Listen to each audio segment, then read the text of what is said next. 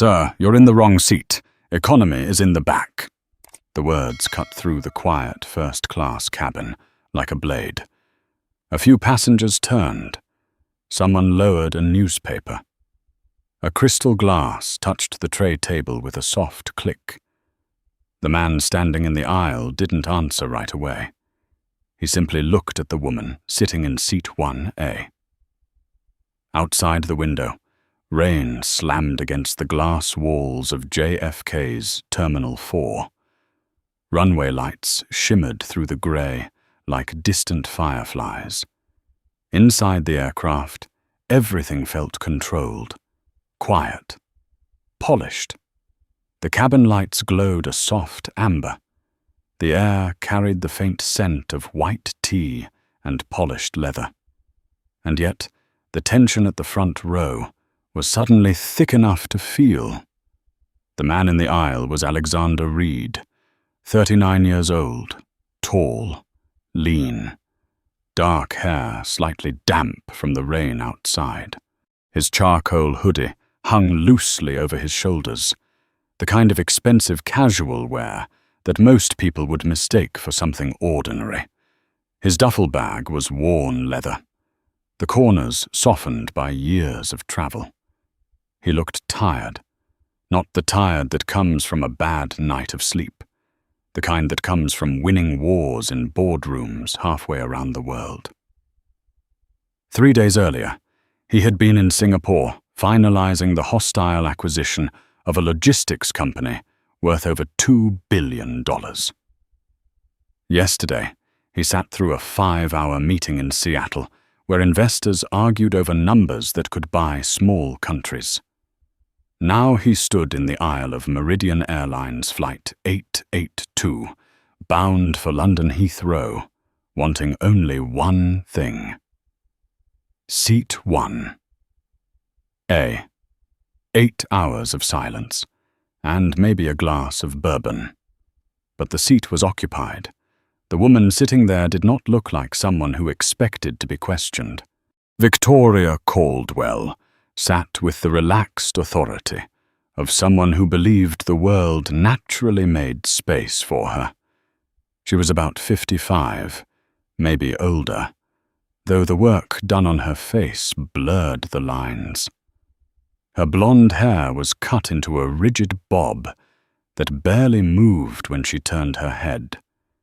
Her cream-colored cashmere suit probably cost more than most people's rent. A Louis Vuitton trunk rested in the footwell. The brass corners gleamed under the cabin lights. On the side table beside her seat lay an open amenity kit. Small jars of luxury cream had already been arranged like ornaments on display. She didn't look up when Alexander spoke.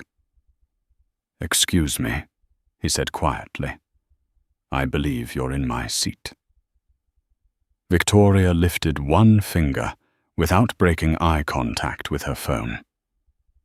"1 second," she said. Her voice carried the careful, polished accent of someone who had spent decades practicing how power should sound. Alexander waited. 5 seconds. 10. Behind him, a flight attendant rolled a cart of champagne glasses into the galley. The low clink of glass drifted through the cabin. 2 businessmen in the second row whispered something to each other. A woman across the aisle pretended to scroll through her tablet while watching everything unfold. Finally, Victoria lowered the phone. Her eyes moved slowly up Alexander's body. Hoodie, joggers, vintage Nike sneakers. The judgment was instant, calculated, absolute. She tilted her head slightly. "If you're looking for the trash disposal," she said calmly, "it's back in the galley." A quiet ripple moved through the cabin. Victoria leaned back into the wide leather seat. "Or are you here to take my drink order? Because this champagne is warm." Alexander did not react. He simply held up his phone. "My boarding pass," he said. "Seat 1A. Victoria didn't even glance at it. Instead, she lifted her glass and took a slow sip, holding his gaze while she swallowed. "This is first class," she said. Each word landed slowly, deliberately. "The economy cabin is behind the curtain, past the galley, row 40 and beyond." She gave a dismissive wave of her hand toward the back of the aircraft. "I think you're lost." For a moment, the only sound in the cabin was the rain hammering the aircraft outside. Alexander's grip tightened slightly on the strap of his duffel bag. Inside his chest, something old stirred. Not anger, recognition. He had seen this moment before. Not once, not 10 times. Hundreds. The quick judgment, the quiet calculation. The way certain people looked at him and decided who he must be before he spoke a word. He had learned long ago that the loudest response was rarely the strongest. Still, his voice dropped slightly when he spoke again. "You're in my seat." Victoria laughed. It was a dry, humorless sound. "Oh, sweetheart," she said. "No." She placed her champagne glass down with a soft click. "I'm Victoria Caldwell." She said the name as if the entire aircraft should immediately understand its importance. "My husband sits on the Port Authority Board." She leaned forward slightly. "And I don't move for people who look like they sell bootleg DVDs in Times Square." This time, the silence in the cabin felt different, sharper. Across the aisle, a man in a navy suit slowly folded his Wall Street Journal. Another passenger discreetly angled his phone toward the scene. Alexander inhaled once through his nose. The air smelled faintly of perfume and jet fuel. "Miss Caldwell," he said quietly. His voice had changed. The exhaustion was still there, but something colder now sat beneath it. "I'm going to ask you once more to move to your assigned seat." Victoria's smile vanished. Her eyebrows lifted theatrically. "Are you threatening me?" Her voice rose just enough to carry across the entire first-class cabin. "Flight attendant!" A woman near the galley turned instantly. Emily Carter had been flying for Meridian Airlines for nearly 20 years. At 42, she had learned to read tension in a room the way pilots read weather radar. One glance told her everything. An entitled passenger, a man standing calmly in the aisle, a seat dispute. But when Emily's eyes moved to her tablet and she checked the passenger manifest for seat 1A, her breath caught for half a second. There was a small symbol next to the name, a code that almost never appeared. VVIP. Emily looked up slowly at the man in the hoodie. Alexander Reed stood quietly beside the seat, waiting, watching. And for the first time since boarding began, something inside the cabin shifted. Because some storms don't start with thunder. They start with a single sentence spoken in the wrong tone. And Victoria Caldwell had just spoken it. Emily Carter stopped beside the seat with the quiet precision of someone who had handled 1,000 tense moments in the air. But this one felt different. The rain outside battered the fuselage in slow waves. The aircraft lights flickered against the wet runway glass. Somewhere in the galley, a coffee machine hissed softly. Inside the first-class cabin, no one was pretending not to watch anymore. Victoria Caldwell lifted her chin the moment Emily arrived. "This man is harassing me," she said, her voice loud enough for the first 2 rows to hear. "He's trying to steal my seat." Emily's eyes moved carefully from Victoria to Alexander, then to the tablet in her hand. Her thumb scrolled once across the passenger manifest. Seat 1A. Alexander Reed. The small silver symbol glowed beside his name. VVIP. Emily had only seen that tag twice in 20 years. Once for a senator, once for a movie star who traveled with 4 bodyguards and a private chef. Her pulse quickened slightly. But Victoria was already speaking again. "He walked up here acting like he owns the plane," she scoffed. "Honestly, the nerve. These airlines really need to tighten security." Alexander didn't move, didn't raise his voice, didn't defend himself. He simply watched Emily. Not demanding, not impatient. Waiting. Emily took a slow breath. "Ma'am," she said carefully, "may I see your boarding pass?" Victoria rolled her eyes. Oh, for heaven's sake. She dug into her Chanel handbag with exaggerated irritation and pulled out a folded paper ticket. The edges were slightly wrinkled. Emily unfolded it. Her eyes moved across the printed line. Seat 4B. Business class. 2 rows behind the curtain. She looked up slowly. "Ms. Caldwell, this boarding pass is for seat 4B. Victoria didn't hesitate. "Yes," she said flatly. "And?" Emily blinked once. 4B is in business class." Victoria crossed her legs calmly, the polished heel of her shoe tapping the footrest. "Yes, I'm aware." Emily waited. Victoria gave a small sigh, like a teacher dealing with a slow student. 4B was unacceptable, she said. "It's too close to the lavatory. I saw this seat was empty, so I upgraded myself."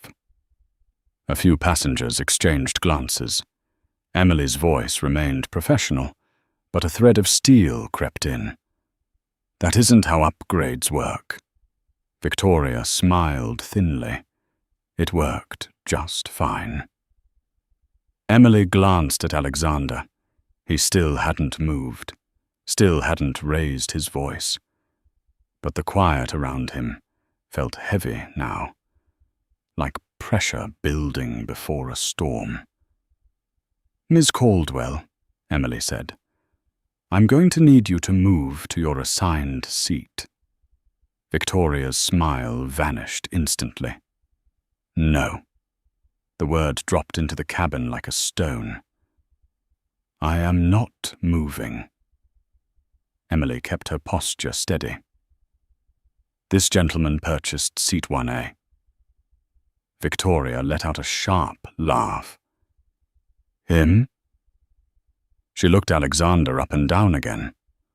"Oh, please." "Look at him." Her voice lowered slightly, dripping with contempt. He probably used stolen miles or some employee discount. A businessman in seat 2B shifted uncomfortably. Victoria leaned back deeper into the leather seat, settling in. "My family has flown Meridian Airlines for 40 years, she said. "If you force me to move, I'll have your job before we land." Emily felt the familiar knot tighten in her stomach. This moment. Every flight attendant knew it. The moment when a wealthy passenger decided rules no longer applied to them. But something about the man standing beside the seat made her hesitate. Alexander Reed's expression hadn't changed, but the quiet around him had grown colder. He glanced down at his wrist. A watch slid slightly from beneath his sleeve. Patek Philippe. Emily recognized the model instantly. It was worth more than her car. Alexander lifted his eyes again. "Emily," he said softly. She blinked. He knew her name. "Yes, sir. Is the cockpit door still open?"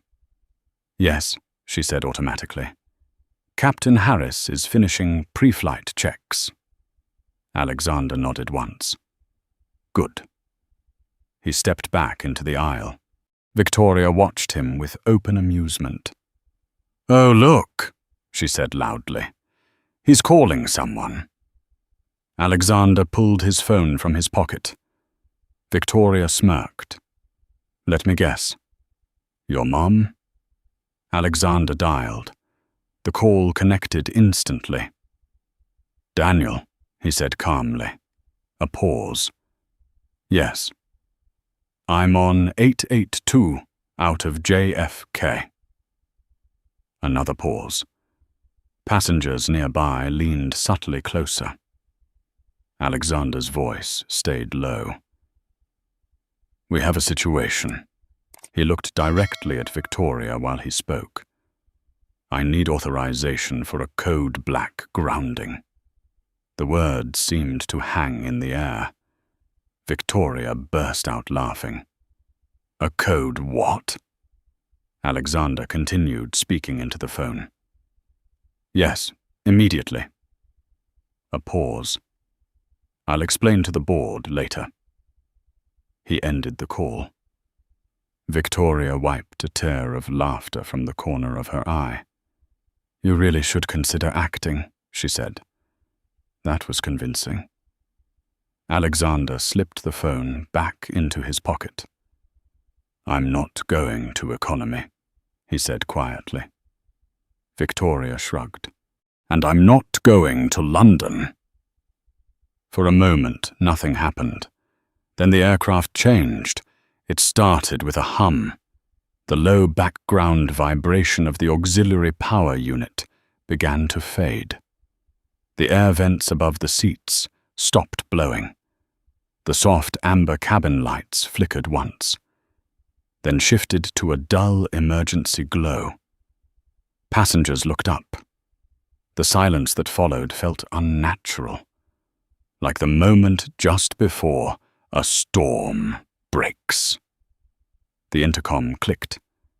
Captain Michael Harris's voice came over the speakers. "Ladies and gentlemen, this is your captain speaking." His tone sounded confused, almost uneasy. "We've just received an urgent directive from Meridian headquarters." Passengers looked at each other. The captain continued. "We've been ordered to hold position at the gate. All engine start procedures are suspended." Victoria frowned. "What?" The captain cleared his throat. "This aircraft has been placed under a corporate ground stop." He paused. "Specifically for this flight." The cabin erupted into murmurs. Victoria waved her hand toward Emily irritably. "Turn the air conditioning back on. It's getting stuffy." But Emily wasn't looking at her. She was watching Alexander read. He had leaned against the bulkhead now, arms folded, calm, waiting. And somewhere at the front of the aircraft, the cockpit door opened. Captain Michael Harris stepped out of the cockpit with the quiet urgency of a man who knew something had just gone terribly wrong. He was 58. Silver hair at the temples, 4 gold stripes on his shoulder. The posture of someone who had spent 3 decades flying aircraft the size of small buildings through thunderstorms and darkness. But the look on his face now wasn't the calm authority passengers were used to seeing. It was confusion, and something close to concern. In his hand was a tablet connected directly to Meridian's corporate command network. He scanned the first-class cabin once, his eyes moving over the rows of wide leather seats, the frozen passengers, the amber emergency lights that had replaced the warm cabin glow. Then he spoke. "Lead flight attendant?" Emily Carter straightened slightly. "I'm here, Captain." Harris stepped closer, lowering his voice, though in the tense silence it still carried. "I just received a direct command from headquarters." Emily nodded slowly. "We heard the announcement." Harris shook his head. "No. This isn't normal." He lifted the tablet slightly. "This came from the executive override channel." That sentence alone made Emily's stomach tighten. Only a handful of people in the entire company had access to that level of authority. Harris continued. "They said the majority shareholder is on board." A few passengers leaned closer in their seats. Emily's eyes flicked toward Alexander Reed. He was still leaning calmly against the bulkhead, arms crossed, watching everything unfold with quiet patience. Harris followed her gaze. "Who's in seat 1A?" he asked. Victoria Caldwell immediately lifted her hand. "I am." Her tone carried the same confident entitlement as before. "And about time you showed up, Captain. This man has been harassing me." She pointed directly at Alexander. Harris looked at the man she was accusing. For a moment his expression stayed neutral. Then something changed. His eyes narrowed slightly. Recognition. 3 months earlier, every senior captain at Meridian had been required to watch a confidential briefing video sent by corporate leadership. The video had introduced the man who had quietly purchased controlling interest in the airline. Not a celebrity, not a politician, a private equity operator whose firm specialized in restructuring entire industries. Alexander Reed, the man now standing in a hoodie beside seat 1A. Harris felt the air leave his lungs in a slow breath. He straightened instinctively. "Mr. Reed!" The cabin fell completely silent. Victoria blinked. "What?" Harris stepped forward quickly and extended his hand. "Sir, I apologize for the disruption. We received the grounding order." Alexander pushed himself away from the wall and shook the captain's hand calmly. "No problem, Captain." Harris spoke again, his tone respectful now. "What are your instructions?" A ripple of whispers moved through the first-class cabin. Passengers glanced at one another. Some leaned into the aisle. Victoria's raised finger slowly lowered. "Wait," she said.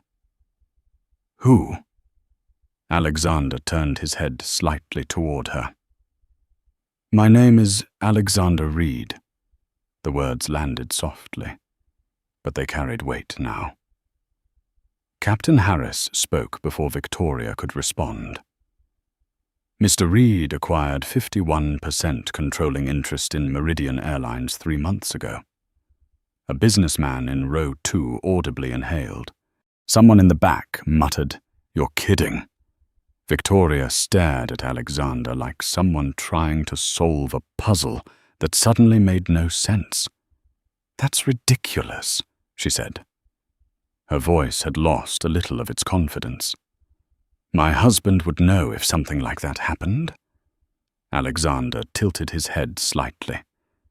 "Would he?" Victoria looked back and forth between him and the captain. "You're telling me this man owns the airline?" Captain Harris answered calmly. "He is the majority shareholder." Victoria's mouth opened slightly, then closed. But entitlement is a stubborn thing. Instead of retreating, she leaned forward. "I don't care if he owns the moon," she snapped. "This seat was empty and I'm comfortable." She folded her arms defiantly. "And I'm not moving." The silence that followed stretched across the entire cabin. Alexander watched her quietly, Then he stepped closer to the seat, close enough now that Victoria had to tilt her head up slightly to meet his eyes. His voice dropped lower, calmer. "Let me clarify something for you." Victoria said nothing. "You think power is a loud voice and a platinum credit card." He gestured lightly to the seat beneath her. "You think you can judge someone by a hoodie." He leaned down slightly so they were eye level. "But right now you are sitting on private property." Victoria swallowed. "Just once." Alexander straightened and looked toward Captain Harris. "Captain." "Yes, sir." "I have an intruder in my seat." Harris nodded slowly. Alexander continued. "She refuses to move. She's threatened the crew's employment." Harris turned his gaze back to Victoria. The friendliness had vanished completely. "Ma'am, is that accurate?" Victoria hesitated. For a brief second, then she doubled down. "I don't know who this actor is or why you're playing along with this stunt." Her voice rose again. "But I am Victoria Caldwell, and my husband sits on the Port Authority board." Alexander didn't react. Harris didn't react. The entire cabin waited. Alexander spoke again. "Captain." "Yes, sir. I want this aircraft deboarded." Several passengers gasped. Harris blinked once. "Everyone?" Alexander paused, then shook his head slightly. "No." He gestured toward Victoria. "Just her." Victoria's face turned red instantly. "You can't do that," Alexander continued, as if she hadn't spoken. "But since she refuses to move." He glanced once towards the cockpit. "Cancel the flight." The reaction was immediate. A woman in row 3 whispered, "Oh my God." Victoria's voice exploded. "There are 300 people on this plane." Alexander nodded. "And they'll all be rebooked on the next flight." He spoke calmly. "With a $1,000 travel voucher." Several passengers looked stunned. "Paid from my discretionary account." Victoria's mouth opened. Closed. Alexander looked directly at her now. "But this aircraft is not moving an inch until you are escorted off." Victoria's voice cracked slightly. "Escorted?" Alexander's expression never changed. "Interfering with a flight crew is a federal offense." The cabin felt colder. "And since you delayed an international flight," he glanced toward the captain, "cost the airline roughly $50,000 in gate fees and fuel procedures." He returned his gaze to her. "I imagine the bill will be substantial." Victoria stared at him. For the first time since this began, fear flickered across her face. "You're bluffing." Alexander didn't answer. Instead, he reached into his pocket, pulled out his phone, opened the camera. Then he held it up slowly. "Say cheese, Victoria." A faint electronic beep echoed through the silent cabin. "You're about to be very famous." And at that exact moment, the jet bridge alarm sounded as the aircraft door began to open again. The aircraft door opened with a heavy metallic thud. Cold air from the jet bridge rushed into the cabin, carrying the smell of rain and damp concrete from the runway outside. Every head turned toward the entrance. Conversations died instantly. 2 Port Authority police officers stepped onto the plane. Their boots landed heavily on the carpeted aisle. Dark uniforms, utility belts, calm faces that had handled far worse than airline arguments. Behind them came a woman in a navy suit, moving quickly, almost jogging to keep up. Her hair was tied back in a tight knot, and a Meridian Airlines badge hung from a lanyard around her neck. It was Janet Wallace, the Meridian station manager for JFK. Her eyes moved through the cabin fast, scanning faces until they landed on Alexander Reed. She slowed immediately. Her posture changed. The urgency in her steps became careful respect. "Mr. Reed," she said quietly. Alexander nodded once. "Janet." Victoria looked between them like someone watching a magic trick she couldn't explain. "This is ridiculous," she snapped. "You brought the police for a seat mix-up?"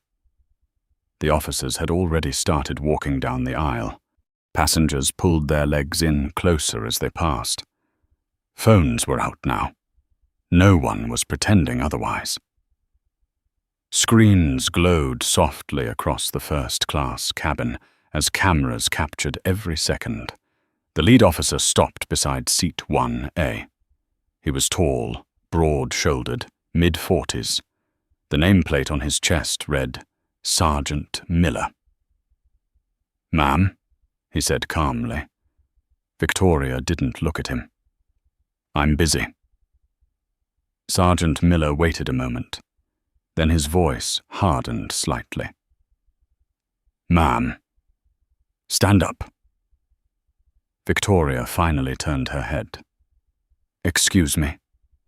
You need to gather your belongings and come with us." Victoria let out a sharp laugh. "You can't be serious." She pointed toward Alexander.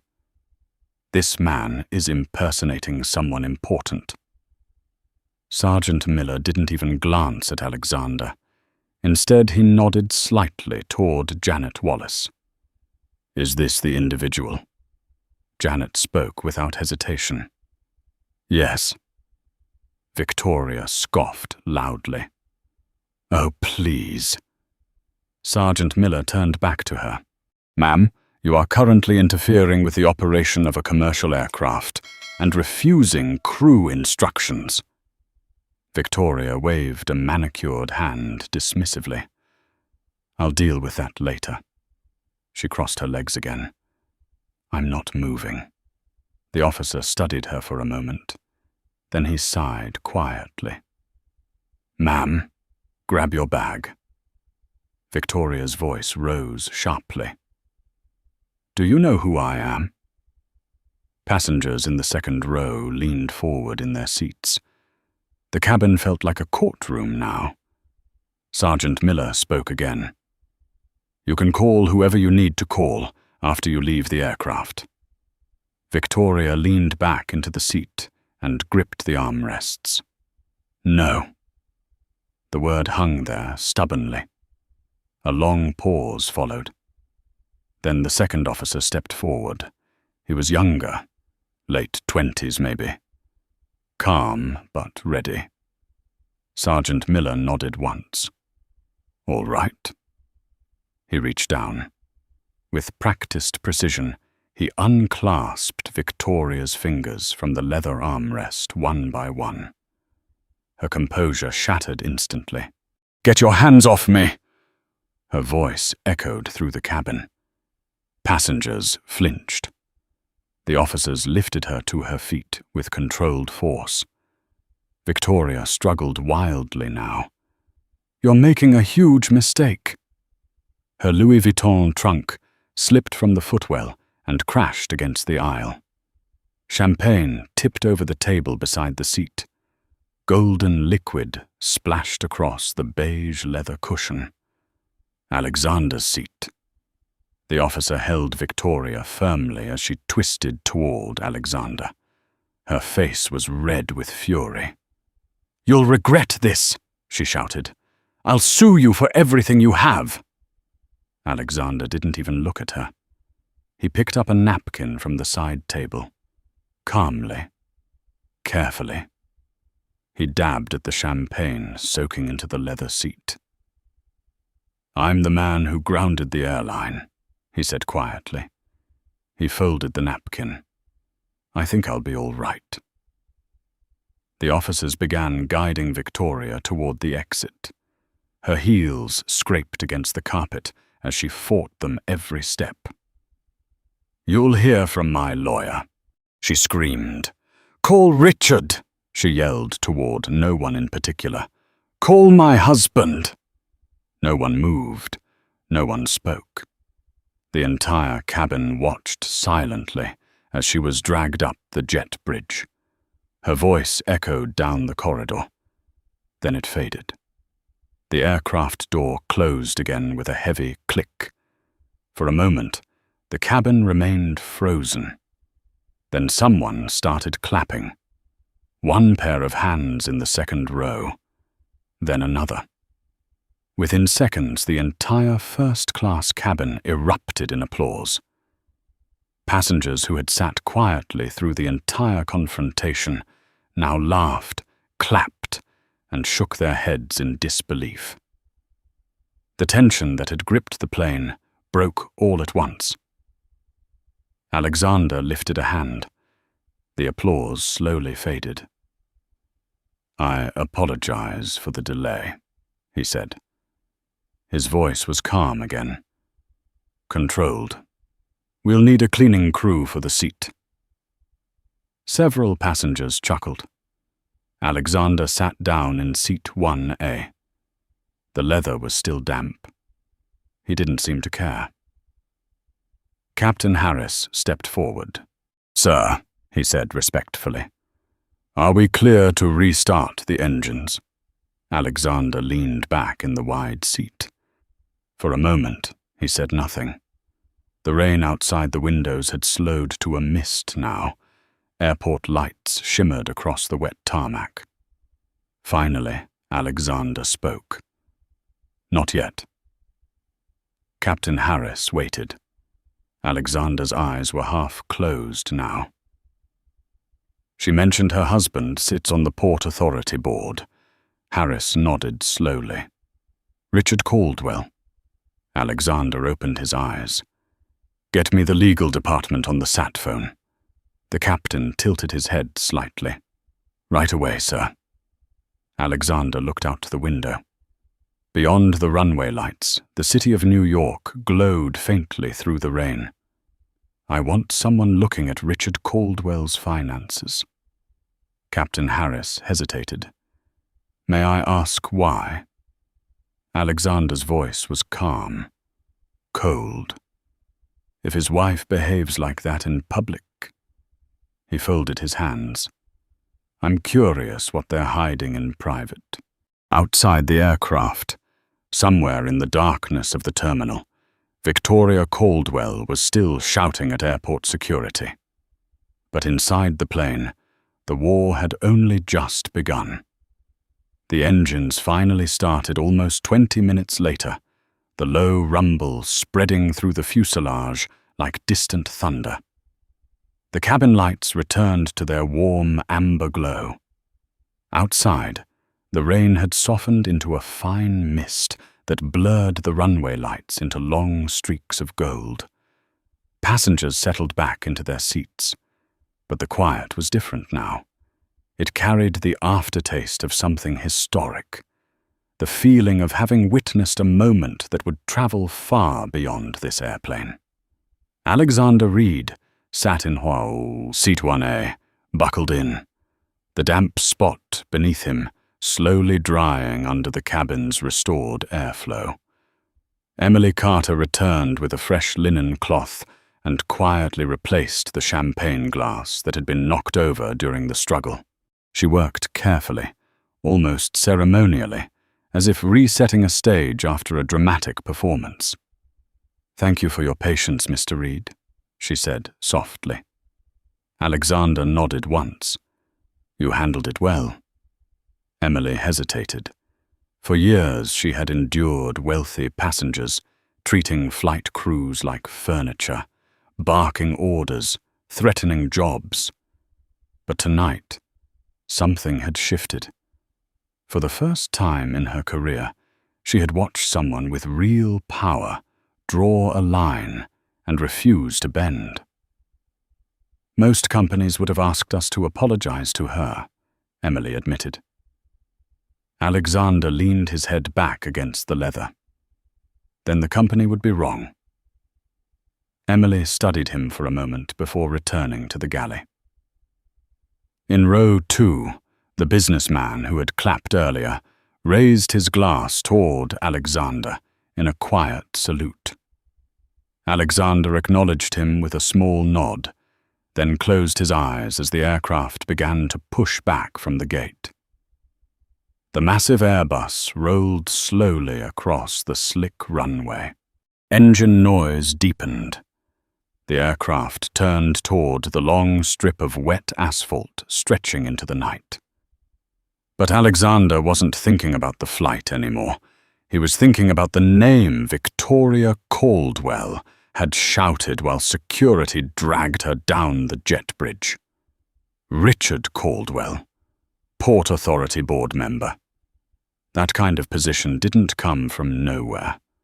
Men who sat on airport boards had reach, influence, connections buried deep inside city politics and infrastructure contracts, and people who grew comfortable abusing small power often hid much larger secrets.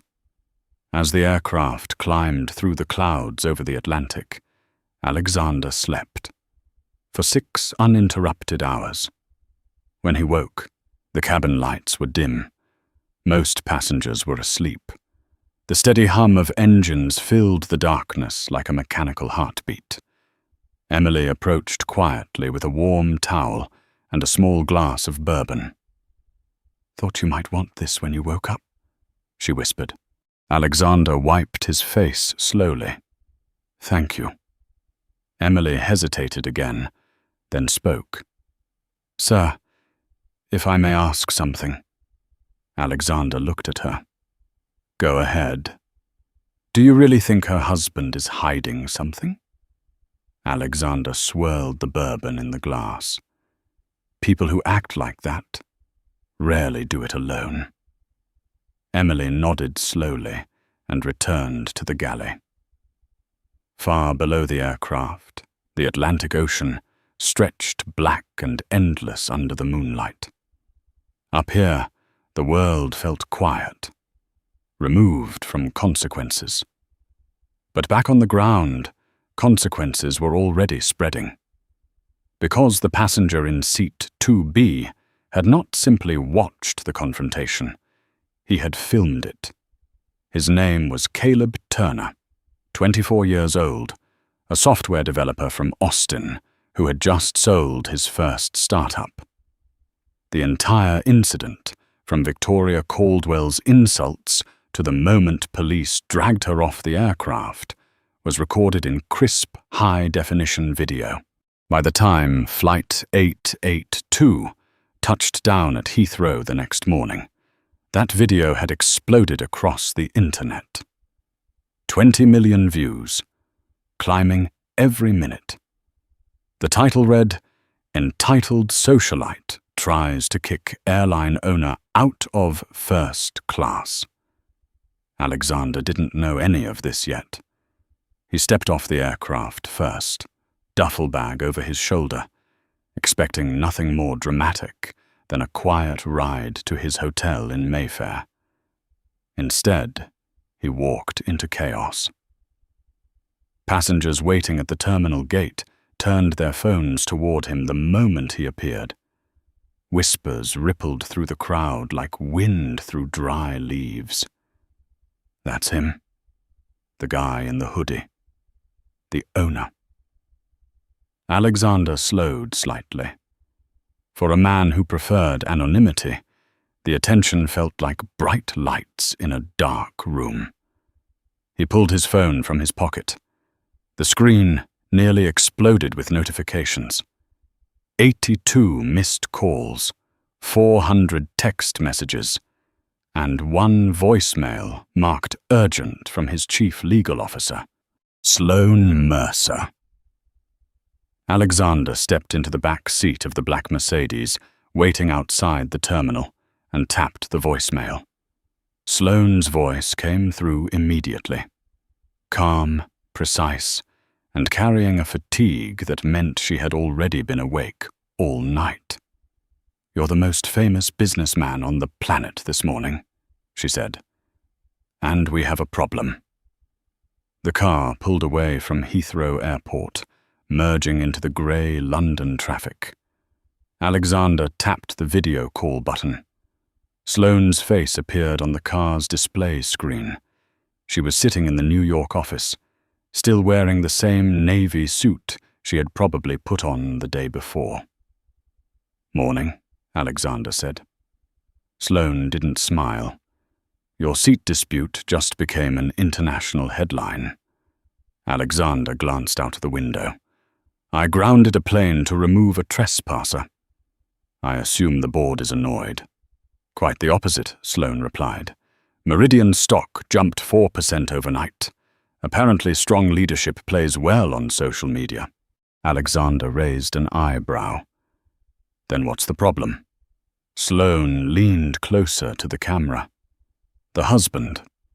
Alexander's eyes narrowed slightly. "Richard Caldwell?" "Yes." Sloane tapped a key, and a video clip appeared on the screen. Richard Caldwell stood behind a bank of microphones outside the Port Authority building in Newark. He looked exactly like the kind of man who belonged there. Silver hair, expensive suit, confident posture shaped by decades of political influence. But his voice carried outrage. "My wife was brutally removed from a flight by Meridian Airline's security," he said. "She was confused about a seat assignment. Instead of compassion, she was assaulted by a man who refused to identify himself." Alexander watched quietly. Richard continued, "We are filing a $50 million lawsuit against Meridian Airlines for emotional distress and defamation. And as a member of the Port Authority Board, I will be reviewing Meridian's gate leases at JFK. If they cannot treat passengers with dignity, perhaps they do not deserve access to our airport."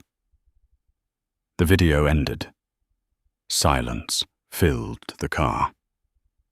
London traffic moved slowly past outside the tinted windows. Finally, Alexander spoke. "He's threatening the leases." "Yeah," Sloane said. "He's trying to choke your airline's operations at its biggest hub." Alexander leaned back in his seat. For a moment, he said nothing.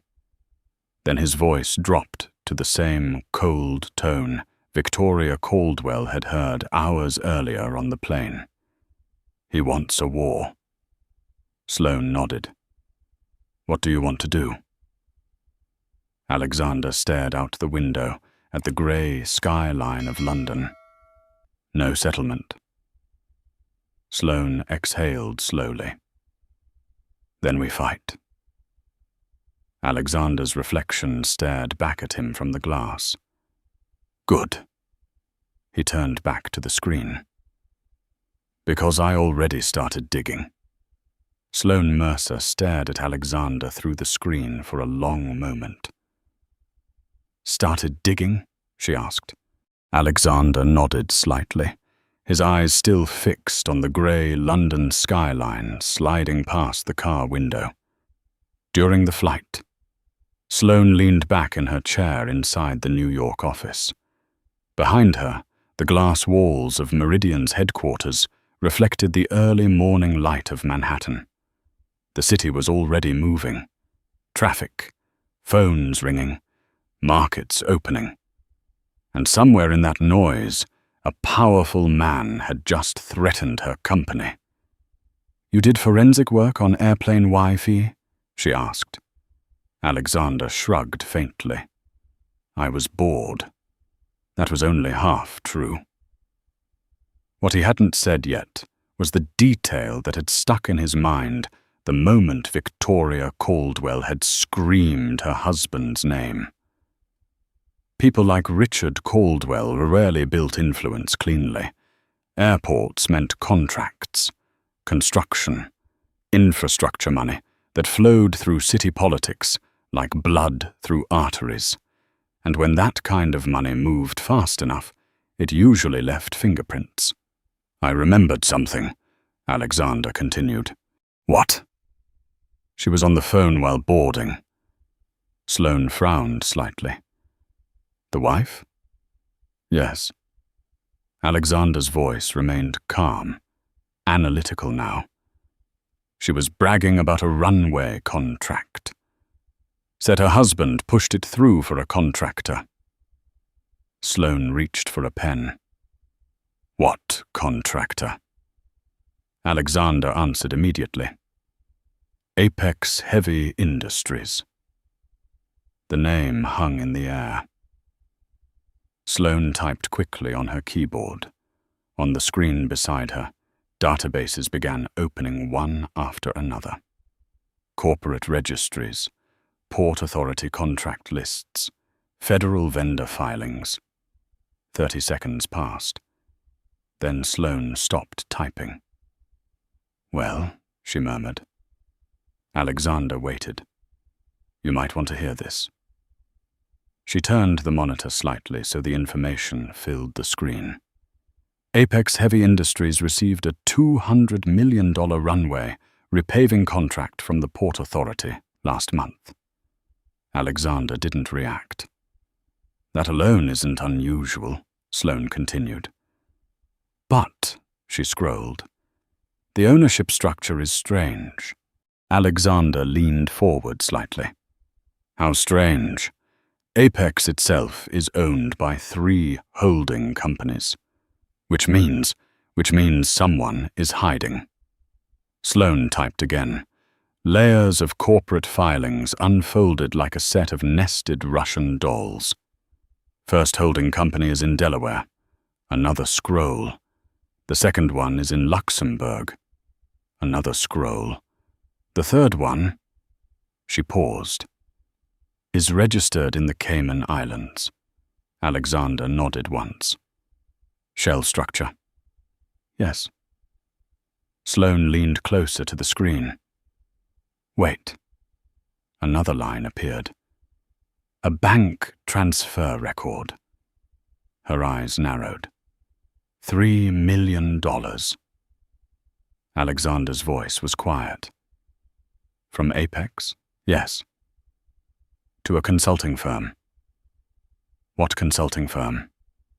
Sloane zoomed in on the document. "Blue Heron, LLC." Alexander's eyes darkened slightly. "And who owns Blue Heron?" Sloane opened another registry. 5 seconds passed. Then she exhaled slowly. "Well, that's interesting." Alexander didn't blink. "Tell me." "The registered agent for Blue Heron LLC." She turned the screen again. "Is Victoria Caldwell." Silence filled the car. London traffic crawled through a long row of red lights. Pedestrians crossed slowly in the mist. A bus roared past. Inside the Mercedes, the temperature suddenly felt colder. Alexander spoke quietly. "So the contractor pays a consulting fee?" "Yes." "And the consulting firm belongs to the Port Authority board member's wife?" Sloane nodded. $3 million. Alexander rested his elbow on the armrest. "That's not consulting." "No," Sloane said. "That's a kickback." Alexander stared out the window again. In the reflection of the glass, his face looked calm, controlled. But the gears inside his mind were moving faster now. Richard Caldwell had tried to intimidate him publicly, threatened Meridian's gate access at JFK, attempted to weaponize his political position to protect his wife's humiliation. Men like that assumed power worked one direction. They forgot that real power was patient and ruthless. "What are our options?" Sloane asked. Alexander answered without hesitation. "Two. Go on. We release the full video." Sloane nodded. "That's easy." "And?" Alexander turned back to the screen. "We prove the corruption." Sloane's eyebrows lifted slightly. "That takes time." Alexander shook his head. "Not if we move fast." Sloane crossed her arms. "You already have a plan?" "Yes." "Let's hear it." Alexander leaned forward. "First, we release the unedited cabin footage."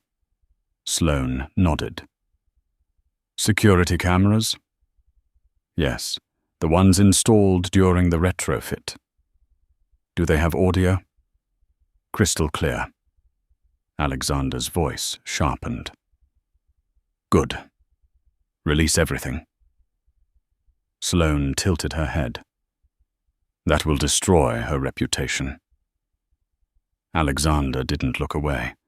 She tried to destroy a flight attendant's career because her champagne was warm. Sloane considered that for a moment. Then she nodded. "Fair point." Alexander continued. "Second step." Sloane waited. "Find the paper trail connecting Apex to the Caldwells." Sloane tapped the pen against her desk. "That part is already starting." "Good." Alexander's voice dropped slightly. "Once we confirm it, send everything to federal prosecutors." Sloane's eyes widened. "You're going nuclear." Alexander didn't smile. "He started the war." A pause. Then Sloane asked quietly, "Where are you now?" Alexander glanced out the window again. The Mercedes had just crossed the Thames. "London. And what's next?" Alexander leaned back. "Turn the car around." The driver glanced at him in the rearview mirror. "Sir, take me back to Heathrow." The driver blinked. "But we just left the airport." "I know." Sloane's voice came through the speaker. "What are you doing?" Alexander's eyes were steady now. "Fuel the Gulf Stream." Sloane leaned forward. "You're flying again?" "Yes." "Where?" Alexander looked directly into the camera. "New York."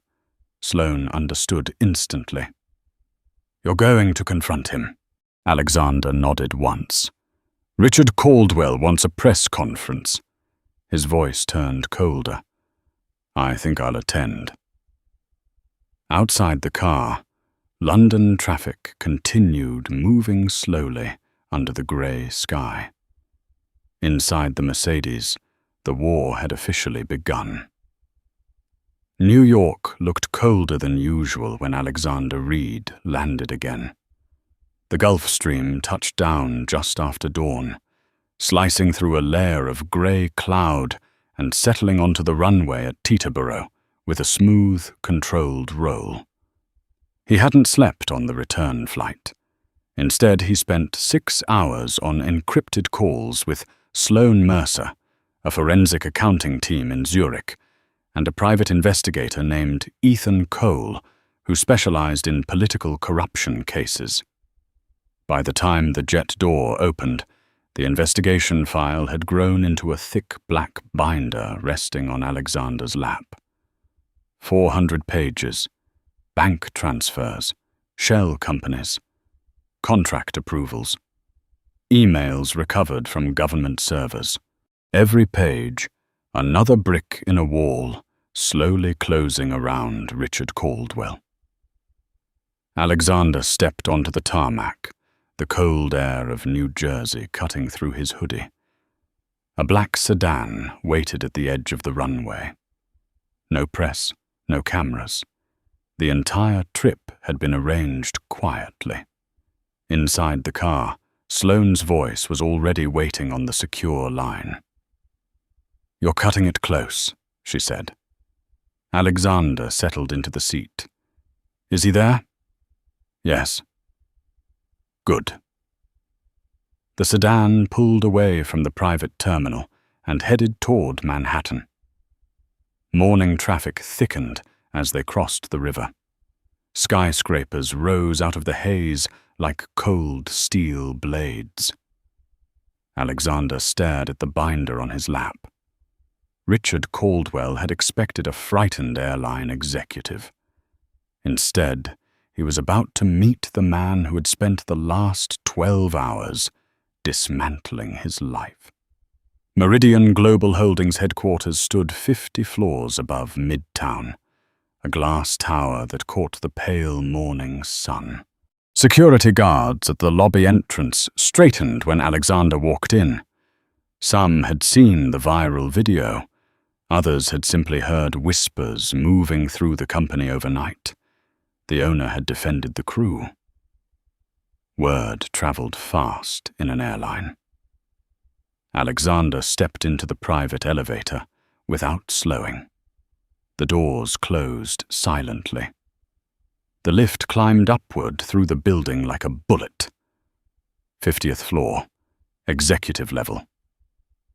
When the doors opened, Sloane Mercer was already waiting in the hallway. She looked exhausted, dark circles under her eyes. But her posture remained sharp, her expression controlled. "He's in the conference room," she said. "Alone?" "No." Alexander raised an eyebrow. "He brought his lawyer." "That's fine." Sloane studied his face for a moment. "You're very calm." Alexander adjusted the sleeve of his hoodie slightly. "I've already won." Sloane nodded toward the glass doors at the end of the hall. "Just remember, he still thinks he has leverage." Alexander walked toward the conference room. Through the frosted glass, he could already hear Richard Caldwell's voice. Loud, confident, the voice of a man who believed he still controlled the board. "I'm telling you," Richard was saying, "he's rattled. The lawsuit alone will terrify their investors." Another voice answered quietly. "His lawyer, Sterling Hayes." "I agree we have leverage," the lawyer said carefully. "But we should negotiate carefully. We might push for a board seat." Richard laughed. "I like that idea." Alexander stopped just outside the door. Inside the room, Richard Caldwell sat at the long mahogany conference table, silver hair perfectly combed, silk tie perfectly centered. He looked exactly like the man who had shouted into microphones the day before, a man who believed the world would protect him. Alexander opened the door. It slammed against the wall with a sharp crack. Both men inside jumped. Richard turned first. "Well," he said, "look who finally decided to show up." Alexander walked into the room slowly. The binder rested under his arm. He didn't sit. Sterling Hayes stood immediately.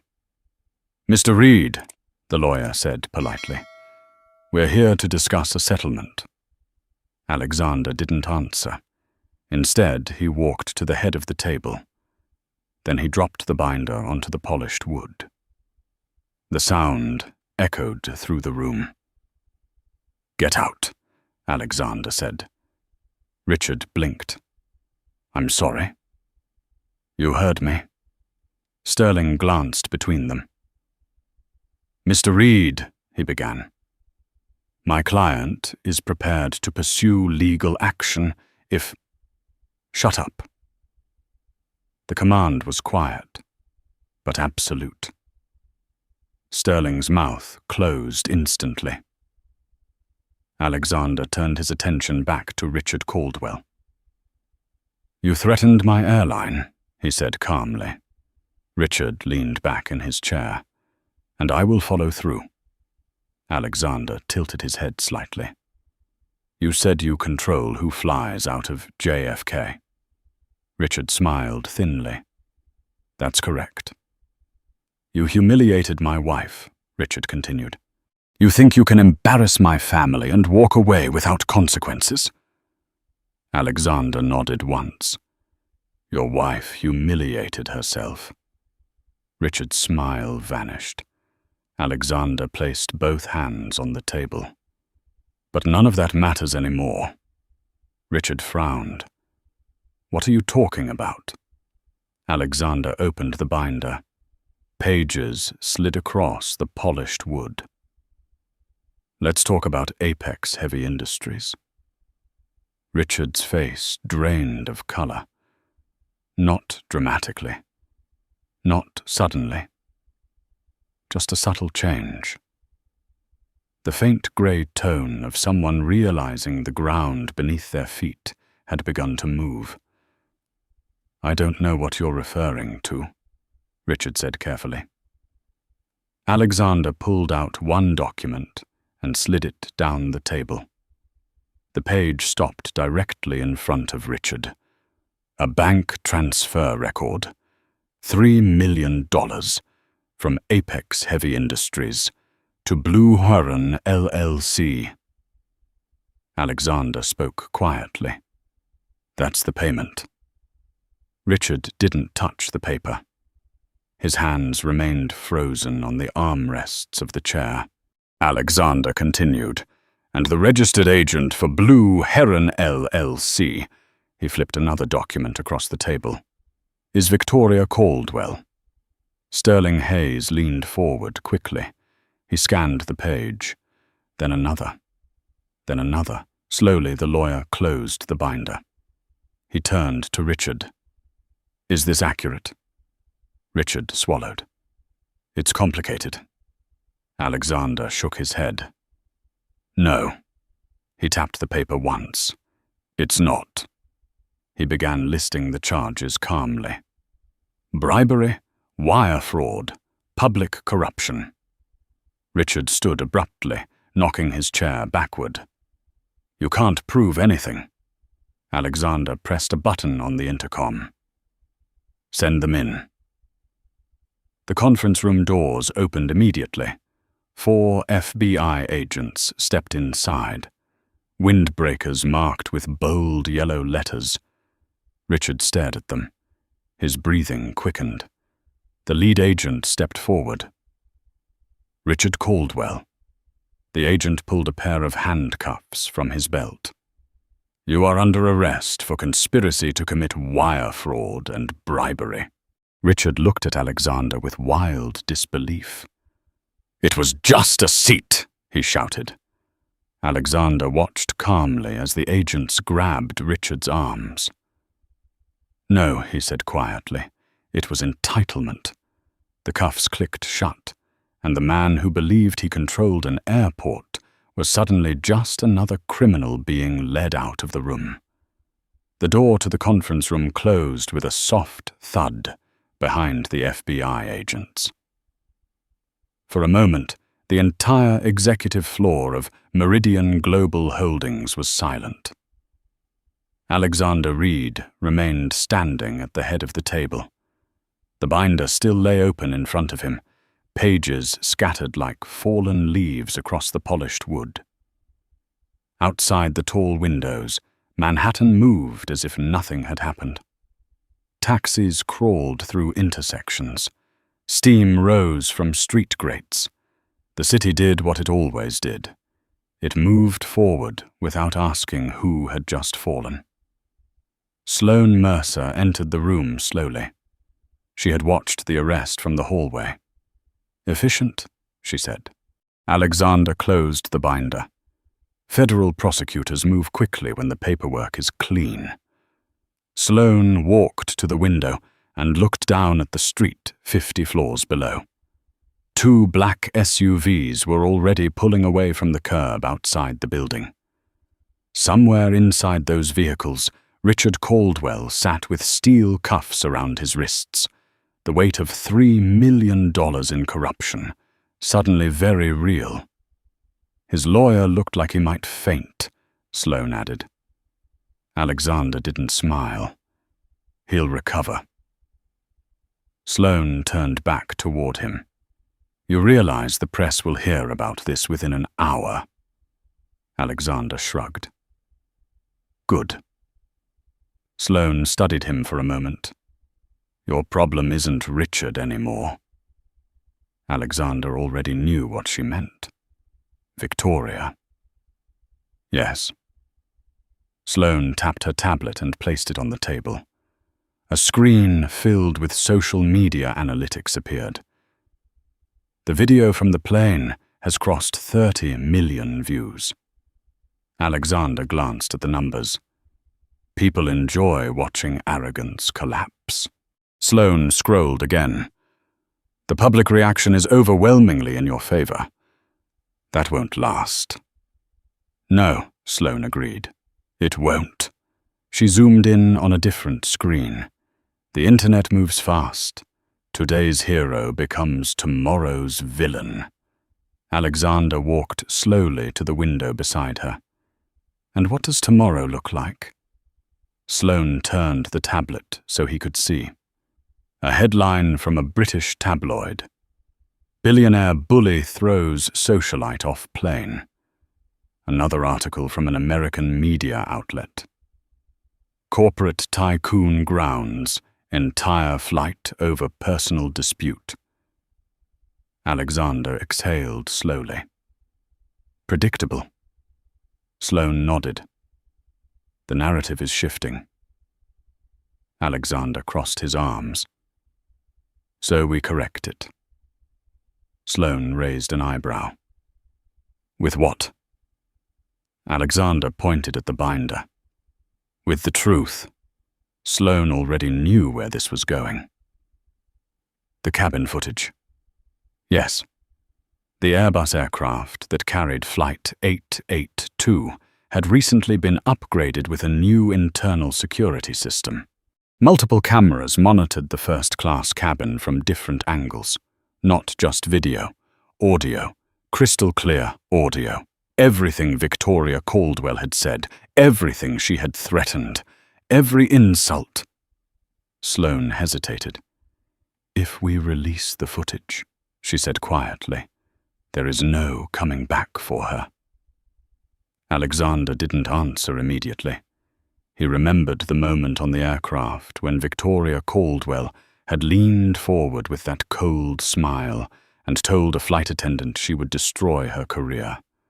A woman who had spent 20 years serving passengers at 30,000 feet. All because champagne had been slightly warm. Alexander spoke at last. She tried to destroy someone's livelihood. Sloane nodded slowly. That's what I thought you would say. Alexander turned away from the window. Release the full video. Sloane picked up her phone. Already queued. She paused before dialing. One more thing. Alexander waited. You should see what the audio picked up.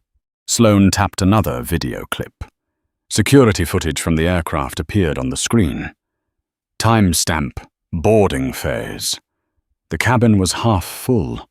Passengers were still settling in their seats. Victoria Caldwell sat in seat 1A. Her phone pressed against her ear. She was speaking loudly, carelessly. Oh, don't worry about the renovation costs, Victoria was saying to someone on the other end of the line. Richard just pushed through the runway contract for Apex. We ran the payment through Blue Heron. It's basically free money. Alexander watched the footage silently. Victoria continued talking. I'm thinking Italian marble for the kitchen. The clip ended. Sloane leaned back. She confessed on camera. Alexander nodded once. Then we don't even need to argue. Sloane dialed the communications director. Upload everything. Across Manhattan, the media machine was already beginning to move. Television trucks parked outside the Port Authority building, where reporters shouted questions about Richard Caldwell's arrest. Financial networks ran breaking news banners across their screens. But the real explosion came 2 hours later. Meridian Airlines posted a new video to its official channel. Title: Flight 882. Full cabin recording. No music, no narration. Just raw footage. 3 camera angles. Clear audio. Within 15 minutes, the internet erupted. The clip of Victoria Caldwell insulting the crew spread like wildfire. Her voice dripping with entitlement. Her threats to fire the flight attendants. Her laughter when Alexander asked her to move. But the moment that froze, viewers came 40 seconds before Alexander even boarded the plane. Victoria on the phone, confessing the kickback scheme. Millions of viewers watched it in stunned silence. In a penthouse apartment on the Upper East Side, Victoria Caldwell stared at her phone screen in disbelief. Her morning had begun calmly. A strong Bloody Mary, curtains open to let sunlight pour across the expensive Persian rugs and antique furniture. Richard's lawyers had secured her release the night before. She had convinced herself the situation would fade. Scandals always faded. Money fixed everything. Then her phone began vibrating. At first it was just messages, then hundreds, then thousands. Victoria opened her social media account. Her latest photo, an image of her garden in the Hamptons, had gained 60,000 comments overnight. Thief, racist, give the man his seat, enjoy prison.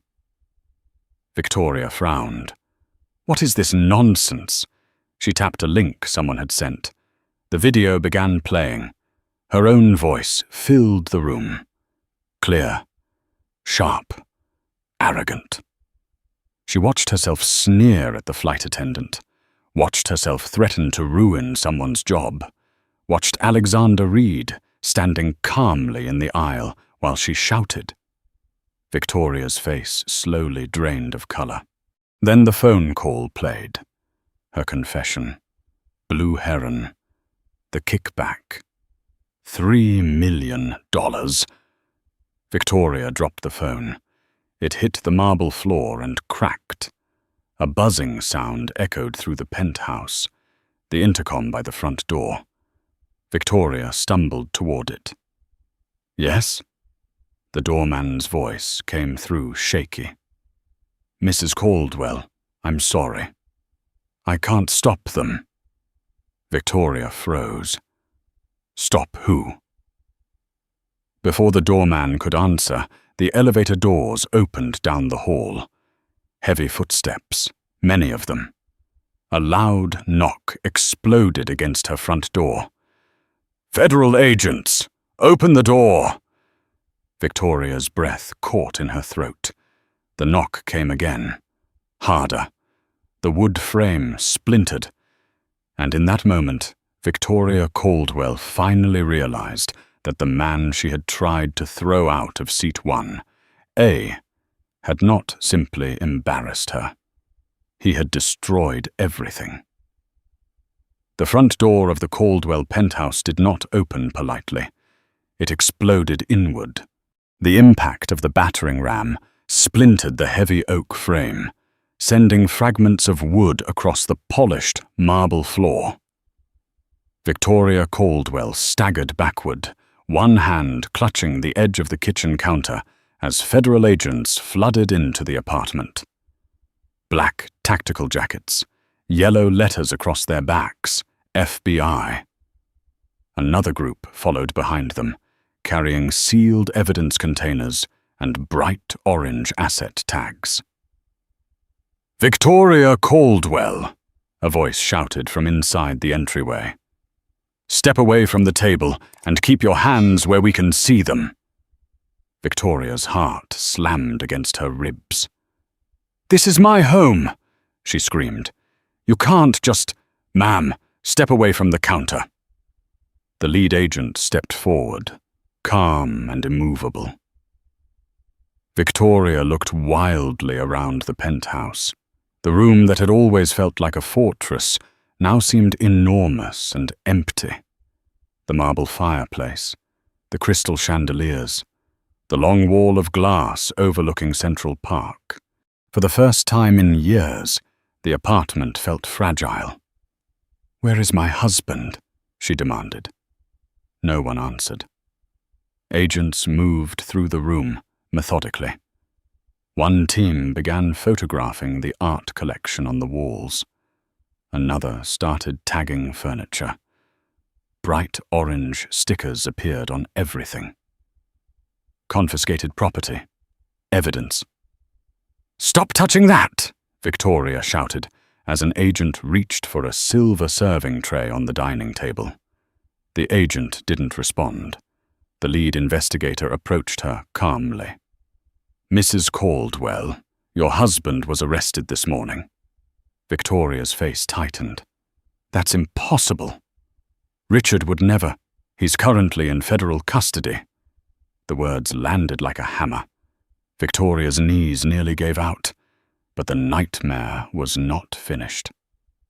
Another figure stepped into the apartment. Not an agent, a woman in a navy suit. Sloane Mercer. Victoria's eyes widened. "You." Sloane walked slowly across the room, stepping carefully around the orange evidence tags now scattered across the marble floor. She carried a large envelope in one hand. "Good morning, Mrs. Caldwell." Victoria's voice shook. "What are you doing here?" Sloane stopped a few feet away. "Delivering paperwork." Victoria stared at the envelope. "Where is Richard?" she demanded again. Sloane's expression remained perfectly calm. "Richard Caldwell is currently sitting in a holding cell at the Metropolitan Correctional Center." Victoria shook her head violently. No, he'll call the governor. He already made a call," Sloane interrupted quietly. Victoria stopped talking. "What call?" Sloane placed the envelope on the glass coffee table. "The one where he agreed to cooperate." Victoria's breathing stopped. "Cooperate?" Sloane nodded. "He's negotiating a plea agreement." Victoria's mouth slowly opened. That's ridiculous." Sloane tilted her head slightly. "Apparently he's very motivated to reduce his sentence." Victoria felt the room spinning. "What did he say?" Sloane's voice remained calm. "He claims Blue Heron LLC was your idea." Victoria's face drained completely of color. "No. He claims you pressured him into approving the Apex contract." "No," Sloane continued, as if reading from a report. "He claims you handled the offshore accounts." Victoria's hands began trembling. "He wouldn't say that. Richard would never betray me." Sloane gestured toward the envelope. "You might want to read it." Victoria stepped forward slowly and tore it open with shaking fingers. Inside was a stack of legal documents. At the top, a divorce petition. Richard Caldwell versus Victoria Caldwell. Victoria's breath caught in her throat. "He's freezing your joint assets," Sloane said calmly. "His attorneys filed the paperwork this morning." Victoria flipped through the pages desperately. "Where are my accounts?" Frozen. "My credit cards?" Cancelled. "My house?" Sloane glanced around the penthouse as agents continued tagging furniture. "Technically no longer yours." Victoria looked up slowly. "What?" "Meridian Airlines filed a civil lien against your assets to recover the financial damages from the grounded aircraft. Victoria's voice came out as a whisper. "I have nothing?" Sloane checked her watch. "You have a court-appointed attorney." Victoria sank into the nearest chair. The marble floor beneath her felt suddenly cold. Agents moved around the room quietly, placing paintings into padded crates. Another team disconnected a television and sealed it inside an evidence container. Victoria stared at them helplessly. "My friends," she whispered. "They're not answering your calls," Sloane said. Victoria swallowed hard. "My husband. He's protecting himself." Tears began sliding down Victoria's face. "And me?" Sloane's voice carried no cruelty. "Only fact. He's blaming you." Victoria's shoulders collapsed inward, as if something inside her had broken. The penthouse that had once hosted charity galas and socialite parties now looked like a crime scene.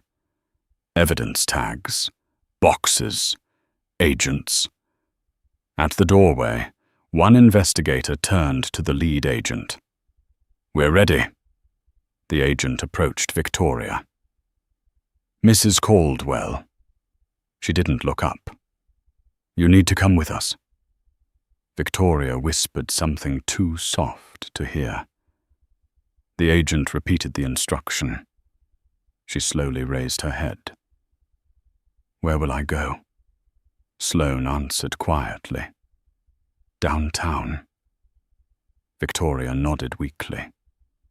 Agents guided her toward the door. As she passed the broken frame where the front door once stood, she turned back and looked at the apartment. Her life, every object she had, believed defined her power. Gone. And somewhere far away, at 30,000 feet above the Atlantic hours earlier, it had all started because she refused to sit in seat 4B.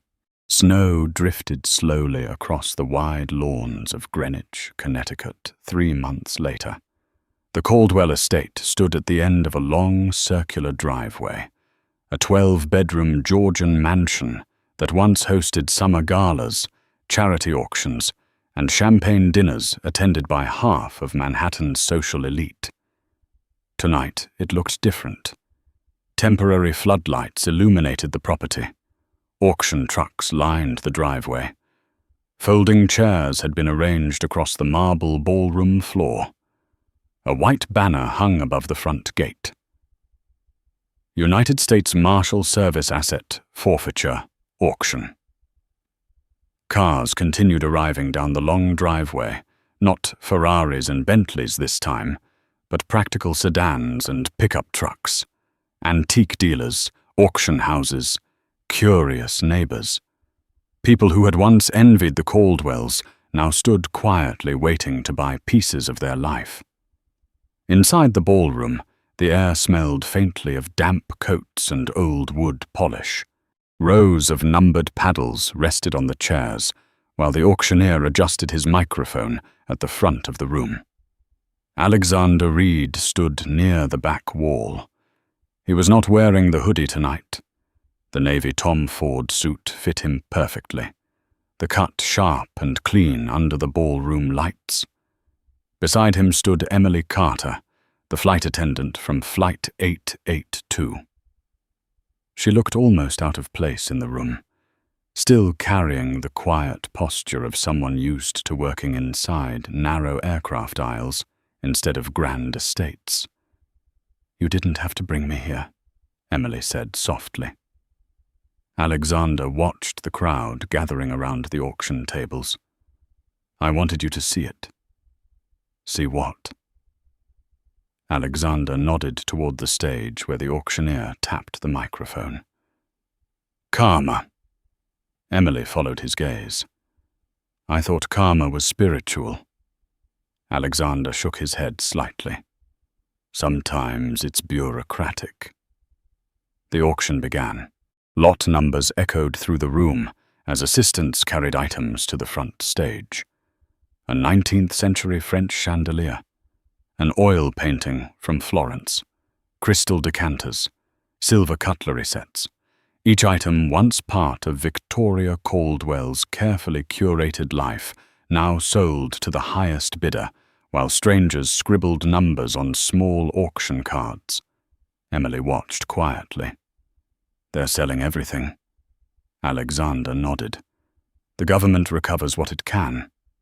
And the airline, first in line for restitution." The crowd shifted as the next item rolled onto the stage. A large vintage Louis Vuitton steamer trunk. The leather had aged to a deep honey color. Brass hardware polished to a soft glow. Even across the ballroom, Emily recognized it instantly. "That's the bag," she whispered. The same trunk Victoria Caldwell had shoved into the footwell of seat 1A. The same bag she had valued more than the dignity of the people around her. The auctioneer cleared his throat. "Lot 882. 2, he announced. A faint murmur moved through the crowd at the number. "Opening bid, $2,000. A hand lifted immediately in the front row. "2,000. 3,000, another voice called. 5,000. Emily glanced sideways at Alexander. He hadn't moved. The auctioneer looked around the room. "Do I hear 7,000? A dealer raised his paddle. 7. 10,000, someone called from the side. The bidding climbed quickly. 10. 15. $20,000. Then Alexander stepped forward from the back wall. He didn't raise a paddle. He simply lifted his hand. $50,000. The room went silent. The auctioneer blinked. "I have 50,000 from the gentleman in the back." No one else spoke. The dealer lowered his paddle. The auctioneer glanced around the room once more. Going once. Pause. Going twice. The gavel struck. Sold. The assistants wheeled the trunk toward the front table. Alexander walked forward to sign the purchase paperwork. As he finished signing his name, a quiet presence appeared beside him. Victoria Caldwell. She looked nothing like the woman from the plane. Her hair had grown out unevenly, streaks of grey visible at the roots. The designer dresses were gone, replaced by a simple coat that looked like it had come from a thrift store. She was out on bail awaiting trial, but the months had hollowed her face and dimmed the sharp arrogance that once lived in her eyes. She looked at the trunk, then at Alexander. "Please," she whispered. Alexander finished placing the pen down. "That trunk belonged to my grandmother," Victoria said, her voice trembling. "It's all I have left." Alexander looked at her quietly. "I lost everything," she continued. "My husband left me. My friends disappeared. I'm facing prison." Her eyes filled with tears. "Please let me keep the trunk." For a moment, the ballroom noise faded. Alexander remembered the aircraft aisle. The way she had looked at him, as if he were trash standing in her way. He spoke softly. "You know something?" Victoria waited. "If you had simply asked me on that flight, if you had said you were having a bad day and needed the seat." He paused. "I probably would have switched." Victoria's shoulders began shaking. "I'm sorry," she whispered. Alexander turned his head slightly. "Emily." The flight attendant stepped closer. "Yes, sir?" Alexander gestured toward the trunk. "Do you like it?" Emily blinked in surprise.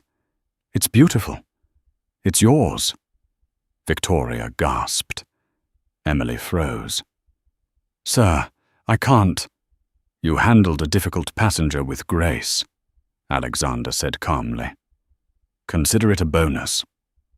Emily covered her mouth as tears filled her eyes. Alexander turned back to Victoria.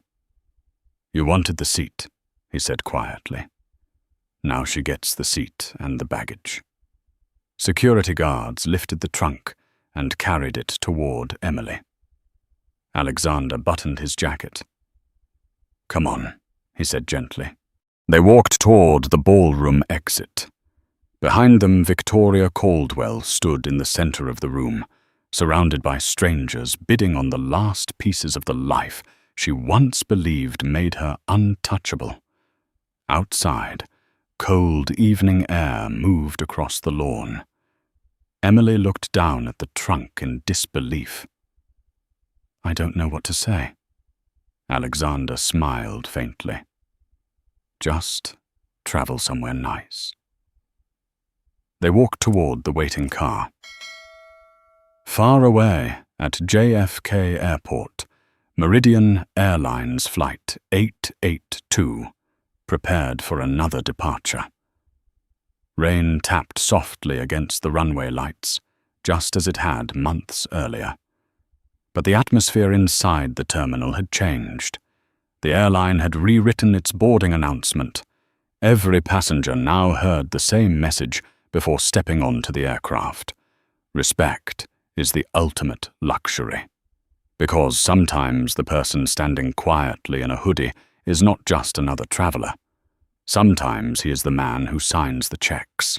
And sometimes one entitled moment can cost someone everything.